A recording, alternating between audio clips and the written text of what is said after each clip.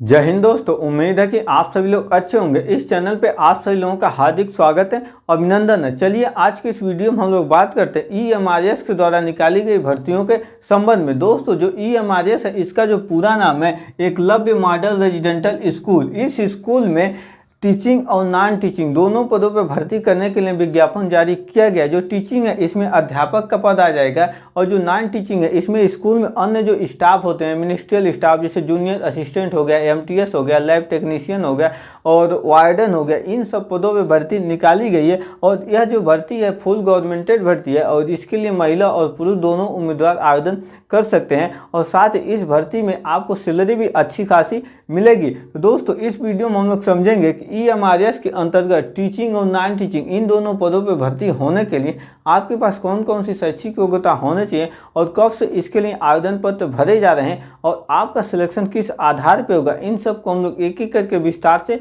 समझेंगे। अगर आप चैनल पर नए हो तो चैनल को जरूर सब्सक्राइब करें तथा अपने दोस्तों के साथ भी ज़्यादा से ज़्यादा शेयर करें ताकि आप सभी लोगों को सरकारी नौकरी से संबंधित सटीक जानकारियाँ मिलती रहे।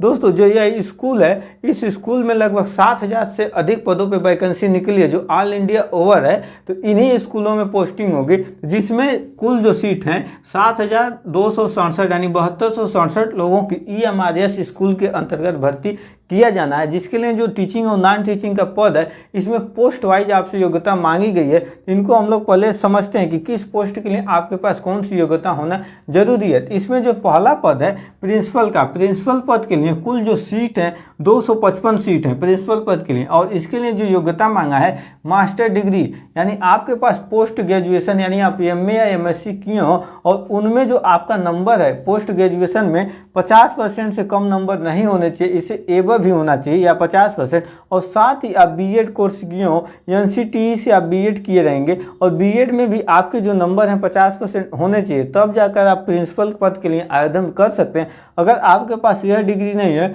अथवा 3 साल का आपके बीएड कोर्स होना चाहिए, अगर बीएड नहीं है तो एमएड कोर्स होना चाहिए वो भी एनसीटीई बोर्ड से, तब आप आवेदन कर सकते हैं। और इसके लिए जो आपकी मैक्सिमम उम्र है वो 50 साल यानी 50 साल के अंदर ही आप आवेदन कर पाएंगे। 50 साल से ऊपर हो जाएगा तो नहीं कर पाएंगे। तो अगला जो पद है पीजीटी का यानी जो कक्षा 12 में अध्यापक पढ़ाते हैं उनकी जो पोस्टिंग होती है प्रोफेसर होते हैं। तो जो पीजीटी का पद है यानी ये भी अध्यापक ही है। इसके लिए जो कुल सीट हैं 1460 सीट हैं यानी पीजीटी के पदों पर 1460 लोगों की भर्ती किया जाना है जो सब्जेक्ट वाइज है। दोस्तों इसके लिए जो आपके पास शैक्षिक योग्यता होना चाहिए, आप पोस्ट ग्रेजुएशन किए हों और उसमें आपके जो नंबर हैं 50% होना चाहिए। इसमें रिलेटेड सब्जेक्ट है, सब्जेक्ट के लिए आप सभी लोग डिस्क्रिप्शन में दिए गए नोटिफिकेशन लिंक को डाउनलोड कर वहां से इस भर्ती के बारे में अन्य डिटेल जानकारियाँ भी प्राप्त कर सकते हैं। और साथ ही सब्जेक्ट वाइज भी देख सकते हैं कि किस किस सब्जेक्ट के लिए कौन कौन सी वैकेंसी निकली है, क्योंकि अभी पूरा मैं बताऊँगा सब्जेक्ट वाइज सिलेबस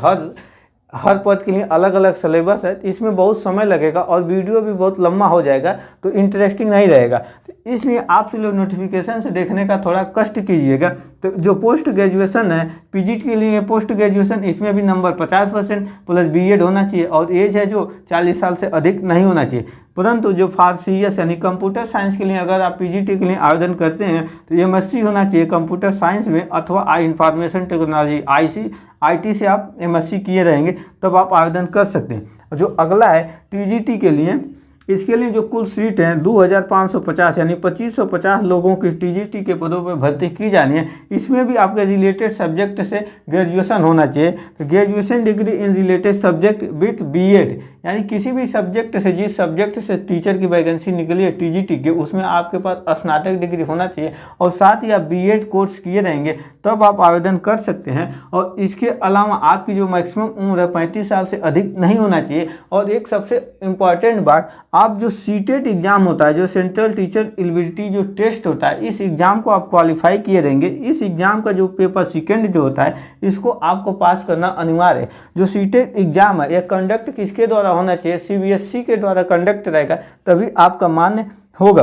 अब जो है हॉस्टल वार्डन का है मेल यानी हॉस्टल वार्डन में जो पुरुष के लिए वैकेंसी निकली है इसके लिए आपके पास जो योग्यता होना चाहिए, आप बैचलर डिग्री किसी भी वर्ग से पास किए हो और आपकी जो मैक्सिमम उम्र है 35 साल से अधिक नहीं होना चाहिए। दोस्तों जो नेक्स्ट पद है, नेक्स्ट पद में हॉस्टल वार्डन में फीमेल का है। फीमेल के लिए जो कुल रिक्तियां हैं 289 हैं और इसके लिए जो योग्यता मांगा है आपसे स्नातक और अधिकतम जो उम्र होना चाहिए 35 साल, इससे अधिक उम्र नहीं होना चाहिए। जो नेक्स्ट है फीमेल स्टाफ नर्स के लिए कुल रिक्तियां जो है 550 रिक्तियां हैं और इसके लिए जो योग्यता है बीएससी नर्सिंग से आप ग्रेजुएशन किए रहेंगे तब जाकर आप फीमेल स्टाफ नर्स के लिए आवेदन कर सकते हैं। और जो मैक्सिमम उम्र है वो 35 साल से अधिक नहीं होना चाहिए, उससे कम ही होना चाहिए। और अकाउंटेंट के लिए 61 सीट है, इसके लिए जो आप ग्रेजुएशन किए रहेंगे कॉमर्स से यानी बैचलर डिग्री इन कॉमर्स से आप किए रहेंगे तब आप आवेदन कर सकते हैं। और जो मैक्सिमम उम्र है 30 साल है, इससे अधिक नहीं होना चाहिए। जूनियर सेक्रेटरियल असिस्टेंट के लिए कुल जो सीट हैं 228 सीट हैं और इसके लिए जो योग्यता है आपका 6/12 यानी इंटरमीडिएट पास किए हो और साथ ही आपके पास हिंदी और इंग्लिश टाइपिंग करने का नॉलेज हो। जो हिंदी में जो टाइपिंग होगा वो कुल 30 वर्ड पर मिनट यानी आप 1 मिनट में 30 शब्द लिख लेंगे हिंदी का, और जो इंग्लिश का टाइपिंग है 35 वर्ड पर मिनट है। इसमें सर्टिफिकेट आपसे नहीं मांगा है, लेकिन आपको यह जानकारी होना चाहिए, हिंदी और इंग्लिश टाइपिंग करने की जानकारी होना चाहिए, क्योंकि आपका जब स्किल टेस्ट होगा तो इसमें आपका टाइपिंग टेस्ट जरूर होगा। और इसके लिए जो मैक्सिमम उम्र है वो 30 साल है। अब देखते हैं कि लैब अटेंडेंट का। लैब अटेंडेंट के लिए जो कुल रिक्तियां हैं 146 पद हैं और इसके लिए जो योग्यता मांगा है कक्षा 10 मांगा है और कक्षा 10 के साथ आप पॉलिटेक्निक किए हो। जो पॉलिटेक्निक कोर्स यानी डिप्लोमा जो किए हो और लेबोरेटरी साइंस से आप डिप्लोमा किए रहेंगे तब जाकर आप इस पद के लिए आवेदन कर सकते हैं। दोस्तों इस पद के लिए, इस भर्ती के लिए जो आवेदन की प्रारंभिक तिथि है वह ऑलरेडी स्टार्ट है, यानी आवेदन पत्र भरे जा रहे हैं और यह चलेगा 23 अक्टूबर 2025 तक। अगर आप भी EMRS के अंतर्गत नौकरी प्राप्त करने के लिए आवेदन करना चाहते हैं तो डिस्क्रिप्शन में दिए गए अप्लाई लिंक पर क्लिक कर इस भर्ती के लिए आवेदन पत्र सबमिट कर सकते हैं। अगर आप आवेदन करते हैं तो आपको परीक्षा शुल्क भी देना होगा, जिसमें प्रिंसिपल पद के लिए अगर आप आवेदन करते हैं तो आपको 2000 रुपये परीक्षा शुल्क देना होगा। अगर आप PGT और TGT के लिए आवेदन करते हैं तो आपको 1500 रुपये परीक्षा शुल्क देना होगा। यह जो अब मैं बता रहा हूँ ये जनरल के लिए है, और जो नॉन टीचिंग के लिए हैं वह 1000 रुपये आवेदन शुल्क देंगे। मतलब जनरल, OBC और EWS के जो कैंडिडेट हैं उनमें जो शुल्क है उन्हीं के लिए शुल्क है। SC ST और PW के लिए जो कैंडिडेट हैं उनके लिए किसी भी प्रकार का कोई शुल्क नहीं है, यानी वो आवेदन शुल्क यानी परीक्षा शुल्क नहीं देंगे। परंतु प्रोसेसिंग फीस सभी कैंडिडेट के लिए लगाया गया। एक प्रोसेसिंग फीस होता है वो 500 रुपये। अगर आप प्रिंसिपल के लिए आवेदन करते हैं तो आपको अलग से 2000 देना ही होगा और इसके अलावा अलग से 500 रुपया प्रोसेसिंग शुल्क में जुड़ जाएगा, यानी कुल मिला के आपको 2500 रुपये आवेदन शुल्क के रूप में देना होगा। इसी तरह PGT TGT में जैसे आप 1500 रुपये परीक्षा शुल्क देंगे और 500 रुपये आप प्रोसेसिंग शुल्क देंगे, यानी 2000 रुपये आपका आवेदन के लिए लगेगा। यह केवल जनरल, OBC और EWS के कैंडिडेट के लिए है। इसी तरह नॉन टीचिंग के लिए अगर आप भरते हैं, जैसे नॉन टीचिंग में आपका लैब अटेंडेंट का आ गया, जूनियर सेक्रेटरियल असिस्टेंट का आ गया, अकाउंटेंट का आ गया, फीमेल स्टाफ नर्स का आ गया, हॉस्टल वार्डन का आ गया, ये सब जो पद हैं पढ़ाने वाला छोड़ के सभी जो पद हैं वो नॉन टीचिंग के अंतर्गत आते हैं। इसके लिए आप आवेदन करते हैं तो आपको 1000 रुपये परीक्षा शुल्क प्लस 500 रुपये प्रोसेसिंग शुल्क आपको देना होगा।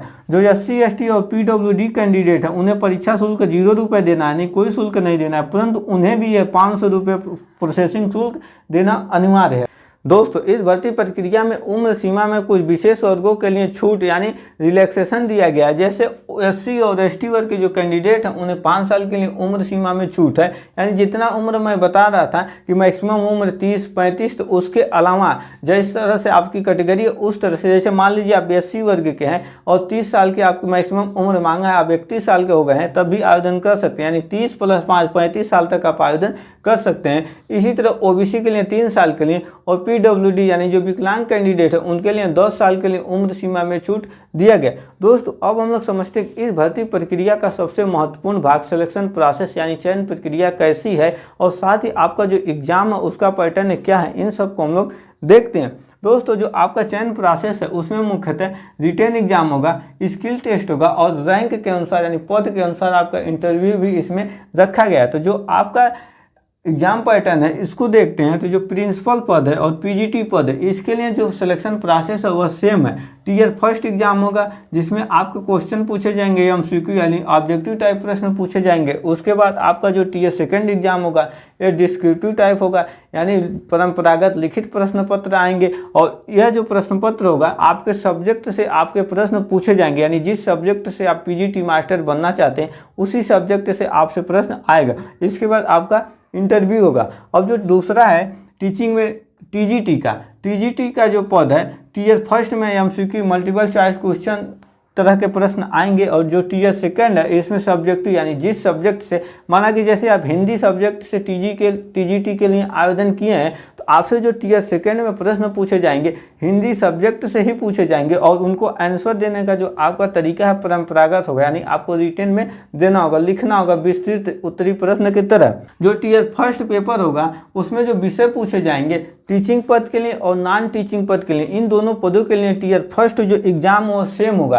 केवल अंतर होगा टीयर सेकंड एग्जाम में और पीजीटी और प्रिंसिपल के लिए जो इंटरव्यू है यही भिन्न होगा। तो जो टीयर फर्स्ट है जैसे पीजीटी और प्रिंसिपल के लिए और टीजीटी के लिए टीयर फर्स्ट में एमसीक्यू टाइप जो प्रश्न पूछे जाएंगे जो टीयर फर्स्ट पेपर है उसमें जो विषय पूछे जाएंगे सभी परीक्षाओं में वो विषय सेम विषय से प्रश्न पूछे जाएंगे। जैसे टीयर फर्स्ट में पार्ट 1 को देखते हैं यानी फर्स्ट जो सब्जेक्ट है जनरल अवेयरनेस है, रीजनिंग एबिलिटी दूसरा है, नॉलेज ऑफ आईसीटी तीसरा है, क्वांटिटेटिव एप्टीट्यूड है और लैंग्वेज कंप्रिहेंशन यानी लैंग्वेज से प्रश्न पूछे जाएंगे। जनरल इंग्लिश और जनरल हिंदी से प्रश्न पूछे जाएंगे। जो लैंग्वेज का है नंबर इसमें 10 मार्क ईच सब्जेक्ट यानी हिंदी के 10 नंबर और इंग्लिश के 10 नंबर। तो टीयर फर्स्ट में पूछे जाने वाले जो विषय हैं ये सभी रैंक के लिए सेम है, लेकिन जो टीयर सेकंड एग्जाम होगा यह सब्जेक्ट स्पेसिफिक होगा यानी जिस सब्जेक्ट से आप मास्टर बनना चाहते हैं उसी सब्जेक्ट से आपसे प्रश्न पूछे जाएगा।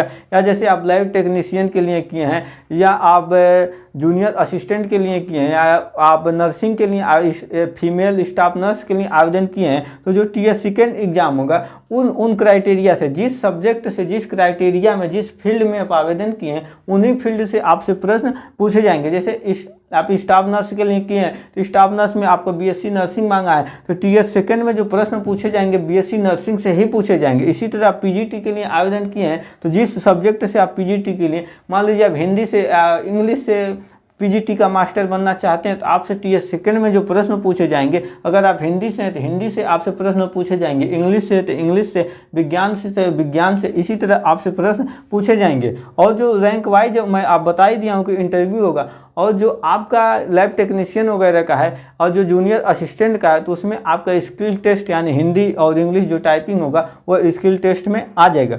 इसके अलावा अगर आपको कोई और जानकारी इस भर्ती के संबंध में चाहिए तो कमेंट में अवश्य बताएं।